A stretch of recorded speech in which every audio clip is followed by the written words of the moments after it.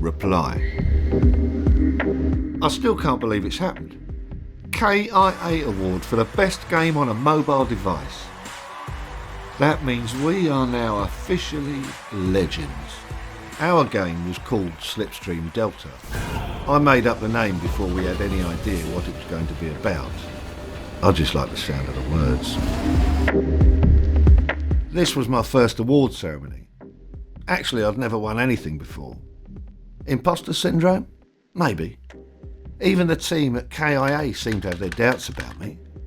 How did some lowly graphic designer for a local newspaper suddenly land a hot job working for the great Cole Mornington, games guru and visionary genius, then scoop the top award straight off the bat?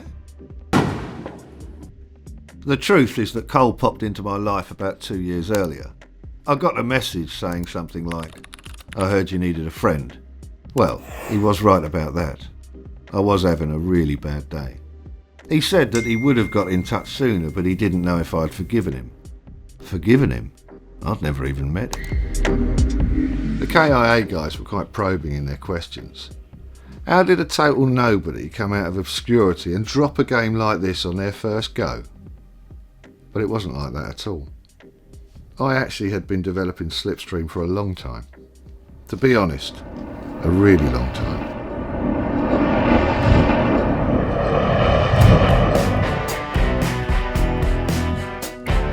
From the age of 12, I always had a computer. My first was a machine called a Commodore VIC-20, 8 colours, 3K of memory. It was without a doubt the coolest thing I had ever owned. All my mates were into computers, and there were so many beautiful 8-bit micros to choose from. The ZX Spectrum, the BBC Model B, the Atari 800, Dragon 32, Auric 1, Jupiter Ace. By our 1980s standards, this was living sci-fi. But more than that, it really felt like we were part of something. The first generation to actually own computers. We were in it right at the start, and we knew it was going to be massive.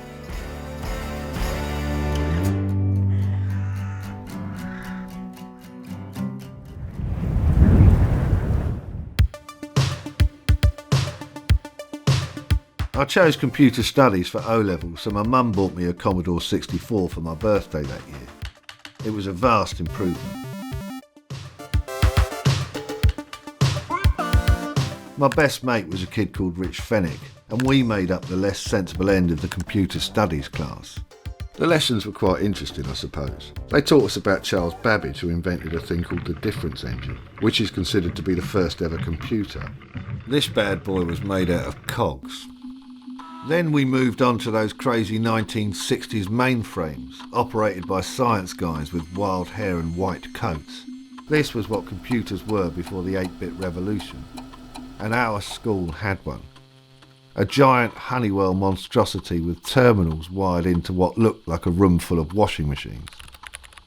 But we were 80s kids, and we knew this thing was shit. Then the computer department took possession of a suite of BBC micros, and that was good news for one really important reason. The BBC Micro does one thing better than any other computer in the world. It plays Chuckie Egg. We'd all heard about a boy just 2 years older than us who wrote a game called Wacky Waiters for the VIC-20 and made a fortune. He turned playing with computers into hard cash. Obviously, we wanted in.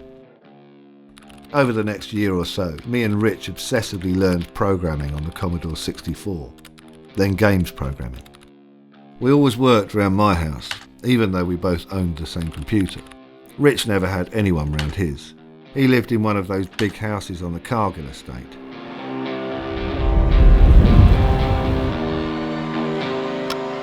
His dad was some hotshot management consultant with a BMW and anger management issues. Rich had twin sisters, a few years above us in school, and they were basically perfect. After that, Rich seemed to come as a disappointment. One day he came into school with a massive bruise on the side of his head, and a week later had a mountain bike. He never talked about it though, that's just how it was. It was easier just to lie about things and I got it. A bit like when my parents got divorced when I was 11 and my dad moved to Wigan. I just told everyone that he was away on a long business trip. No one ever mentioned it again. After a while, we decided we were proficient enough at coding to make a start on a game of our own. We called it Slipstream Delta. I made up the name before we had any idea what it was going to be about. I just liked the sound of the words. We began with the graphics. This involved drawing your character on a grid, then mathematically totalling up where the pixels should go in binary. Rich was good at maths, but it was still heavy going. Even so, the look really was starting to come together. Performance, unfortunately, was a different story. Initially, we wrote everything in a language called BASIC. It was pretty easy to understand, but everything ran infuriatingly slowly.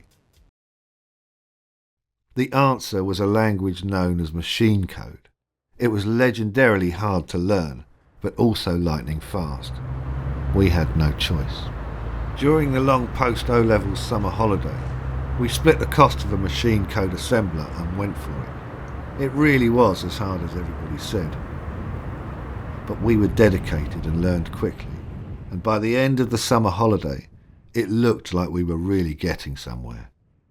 Around then, Commodore released their new computer, an absolute monster of a machine called the Amiga. This thing was unbelievably advanced, and me and Rich needed to own one as quickly as possible. The downside was the price. I got a Saturday job in a supermarket and started putting money away for the Amiga. In the autumn, we all went back to school, sixth form this time. Computer studies became computing science, and if anything, we took it even less seriously. I also chose art. Art and computing science. The teachers thought I was mad. The art class was great though. It was full of all the cool kids who used to ignore me or beat me up in the old days. But this was sixth form, and everyone was friends. We were mature now. Some inexpensive clothing purchases and a trendy haircut elevated my status enough to be allowed to sit at the cool table, and the design of a logo or two for their embryonic rock band projects boosted my cred even further. After a while, I found myself sitting next to Jennifer Riley. I had fancied her since she kicked me in the shins for trying to steal a curly whirly from her school bag back in the second year.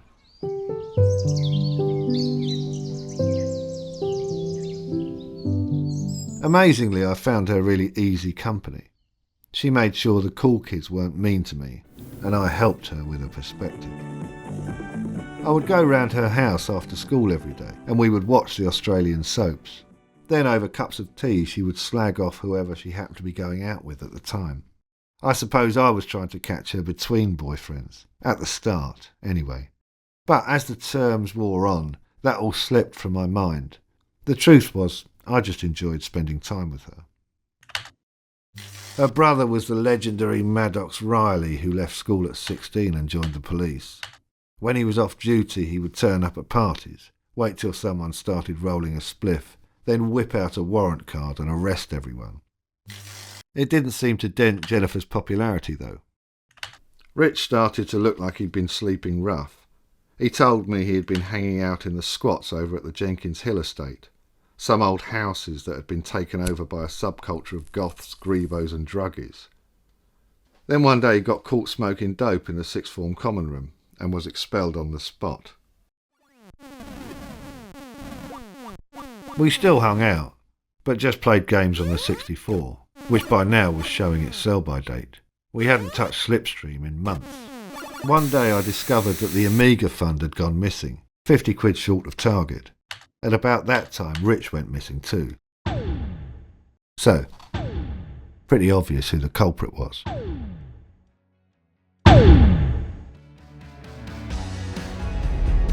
Sixth form came to an end, and Jennifer and my other new friends headed off to university in the North and Midlands to study grown-up sounding degrees. As the old joke goes, I failed everything, so applied to art college. I didn't see Rich at all, but according to random sightings reported back by other people, he was well in with the squat crowd. Then one day, when I was driving to art college, I saw him, waiting around outside the law courts in the town centre. I pulled over and we talked. I chose not to mention the money he stole. He told me he was up on a criminal damage charge and pretended to find the whole thing trivial and amusing. He looked terrible. I drove away. That was the last time I ever spoke to Rich Fenwick.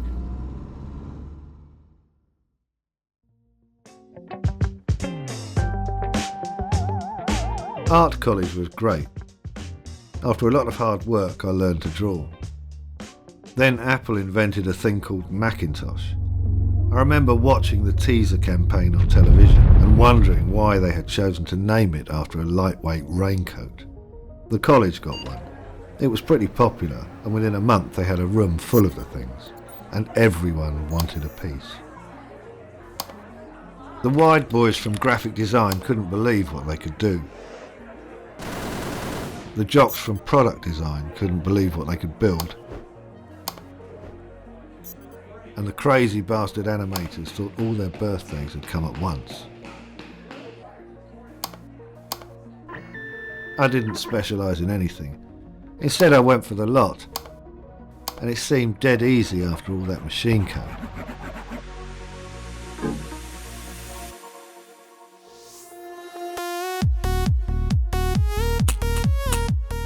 I got a job straight out of college using all the stuff I now knew inside out. Gone were the long heady deadlines of art college with a month to finish a project. Suddenly it was all, what time this afternoon do you need it? It was great though. I took on any responsibility I could and made myself invaluable.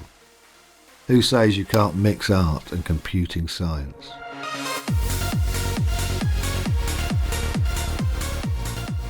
A few years of job hopping gained me a level of seniority in the corporate hierarchy, and my willingness to accept contracts and postings in far-flung corners of the world meant I was by now making pretty serious money. It also left me ideally situated for the next seismic shift in technology, a thing called the Internet.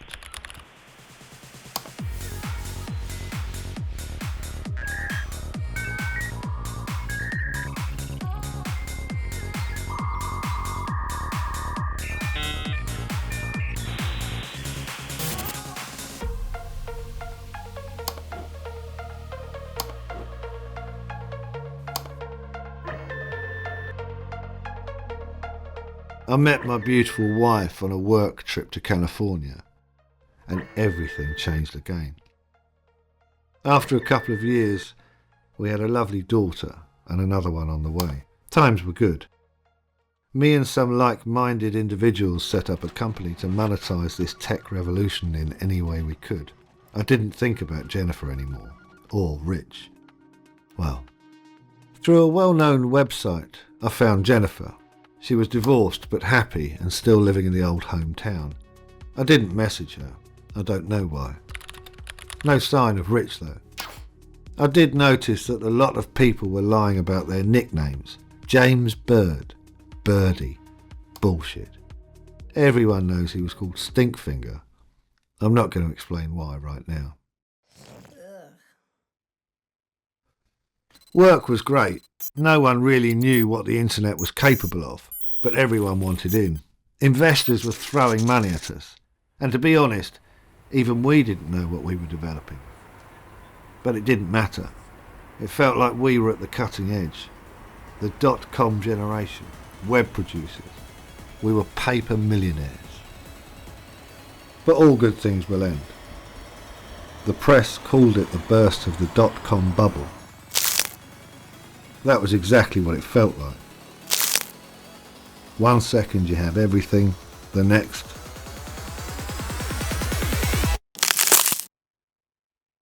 Well, to say the money people were shitting themselves would be putting it mildly.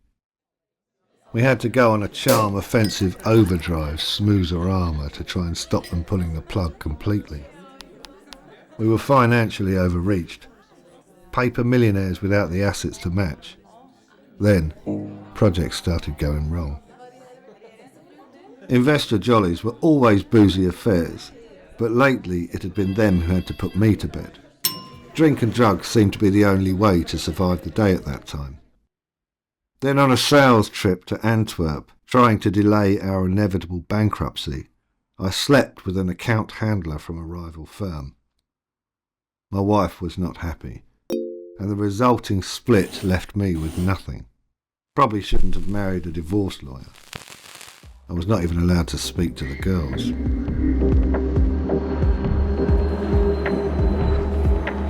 I moved back to England.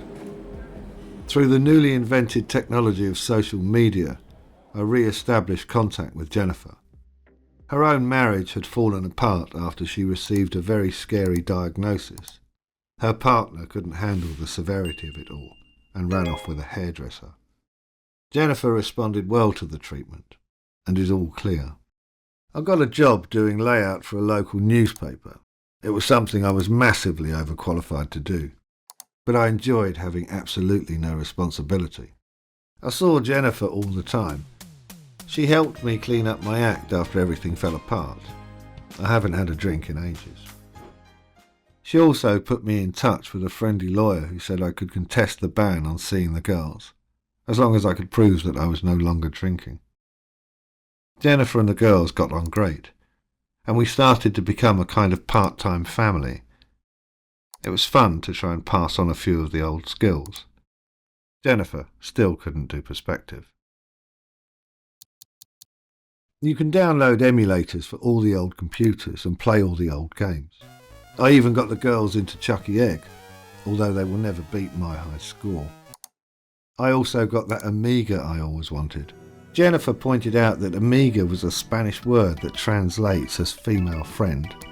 So, it turns out I had one all along. These were the times I was happiest. And that's where the story ends, or should do anyway. Me just hanging out with my girls and my Amiga. But that's not how it went. The thing that broke up Jennifer's marriage came back, much worse this time. Untreatable, they told us. Within 6 months, I was on my own again.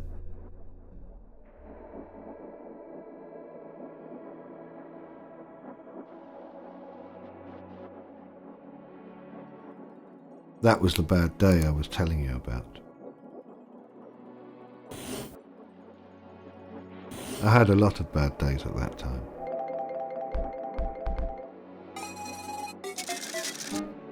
I even considered crossing to the dark web.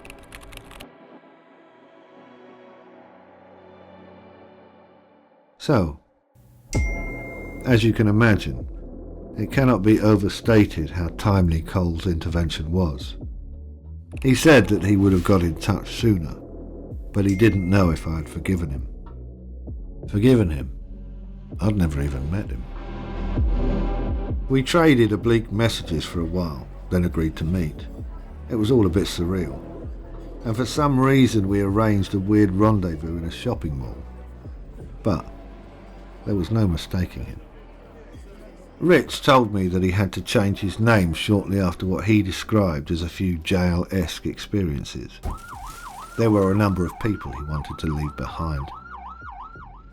He reinvented himself as Cole Mornington, and everything seemed to fall into place for him. Ditched his jail-esque mates and got back into computers, then programming, then games programming. He gave me a job doing graphics and a bit of concept development on a new game. He said it was to be called Slipstream Delta, and they couldn't do it without me. He also told me he had received an email from someone called Jennifer Riley, telling him to contact me. He didn't know her, but suspected that she was one of the kids at school who were too cool to talk to us. She said that something bad was going to happen, and I would need a friend. He was surprised that she managed to find him. No one else had. I remembered that her brother was in the police. Maybe he did something. He told me it took him 6 months to pluck up the courage to get in touch. He was worried that I was still angry about the money he stole back in 1985. I said it was fine. He said that he hoped I'd managed to get an Amiga anyway. I said that I had. For a while, anyway. Which about brings us up to date, back where we started. Probably also a good place to end. Can I help you with anything else?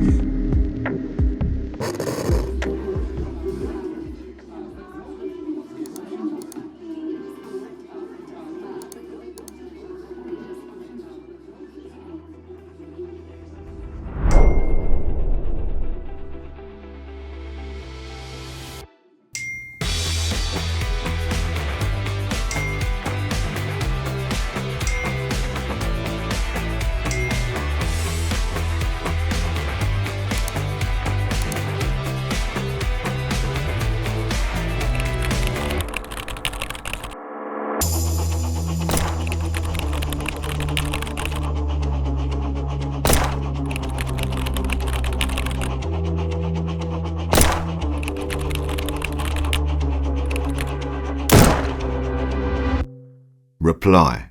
I still can't believe it's happened. KIA Award for the best game on a mobile device. That means we are now officially legends.